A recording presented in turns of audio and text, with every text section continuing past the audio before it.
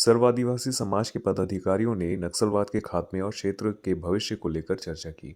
बैठक में मौजूद प्रतिनिधियों ने अपने अपने विचार रखे और वर्तमान हालात के साथ आने वाले समय की संभावनाओं पर बात की। उन्होंने माना कि क्षेत्र लंबे समय तक नक्सल समस्या से प्रभावित रहा है और अब बदलते परिदृश्य में विकास को नई दिशा देने की आवश्यकता है। पदाधिकारियों ने आदिवासी समाज से जुड़े मुद्दों, अधिकारों और योजनाओं पर भी अपने अपने विचार साझा किए। उनका मानना है कि शांति और सुरक्षा की स्थिति मजबूत होने पर शिक्षा, रोजगार और आधारभूत सुविधाओं में सुधार की संभावनाएं बढ़ेंगी। निश्चित रूप से नक्सलवाद जो है वो अंतिम दिनों की गिनती गिन रहा है। अंतिम घड़ी उसकी आ गई है और इसके साथ ही हमारे जो बस्तर संभाग में जिस प्रकार की नक्सल गतिविधियां चल रही थी उस पर विराम लगने वाला है। और नक्सली समस्या के चलते बस्तर संभाग का विकास जिस गति से होना चाहिए था पिछले 60-70 वर्षों में उस तरीके से नहीं हो पाया।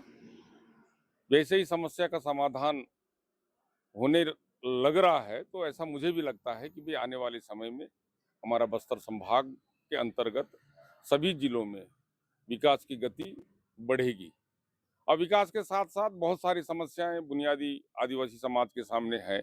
उनका निराकरण भी सरकार ने एक योजना बनाई है, नियत नीलानार योजना। उसके तहत ग्रामीण क्षेत्र में जिस जगह वो कैंप है वहीं पर सभी सुविधाएं जो सरकार की हैं वहीं पर मुहैया कराने का वादा किया हुआ है। क्योंकि काफी लंबे समय से हमारे बस्तर संभाग में आदिवासी अंचलों में, दूरस्थ अंचलों में बहुत सारी समस्याएं अभी भी विद्यमान है और सरकार से हमारी ये मांग भी है, खास करके जल जंगल जमीन से संबंधित जो विषय हैं, खनिज संपदा से है। जिस प्रकार पूर्व के लोग कहा करते थे, अमीर धरती के गरीब लोग, यहाँ खनिज संपदा, वन संपदा बहुत प्रचुर मात्रा में है।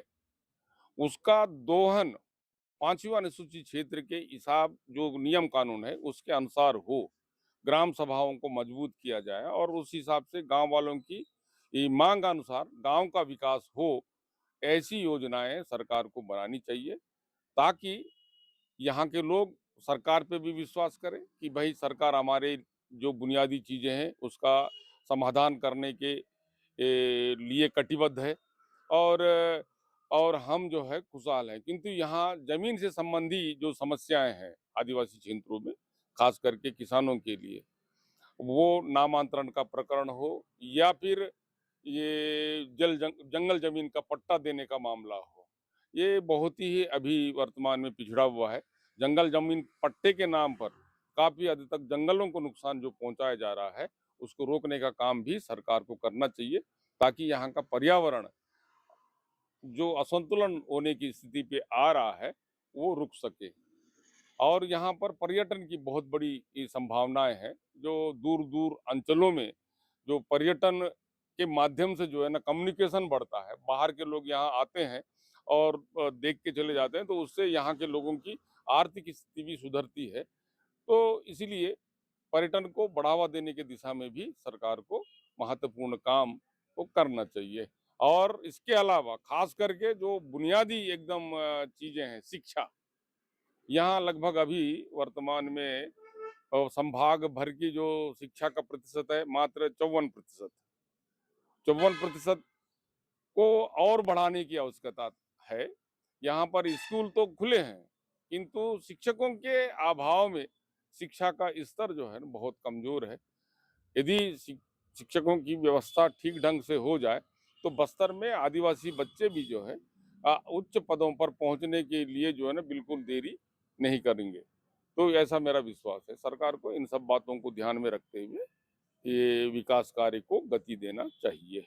ये निश्चित रूप से 4 दशक पूर्व यहाँ नक्सलवाद जो आया, मूल बस्तरवासियों के मूल बस्तर में भ्रष्टाचार मुक्त और जल जंगल जमीन का अधिकार दिलाने के लिए ही यहाँ माओवाद पनपा।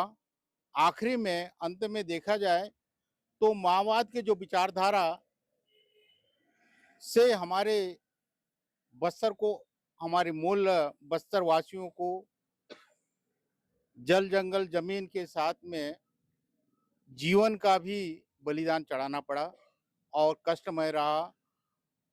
हम शासन प्रशासन से यानी केंद्र शासन और राज्य शासन से यही मांग करेंगे कि बस्तर भ्रष्टाचार मुक्त हो और जल जंगल का अधिकार हमारे मूल निवासियों को मिले, ताकि समुचित रूप से इस आज़ादी के 75वां जो स्वर्ण जयंती वर्ष मनाया जा रहा है, इसमें हम सभी विकास की मुख्य धारा से जुड़ सकें।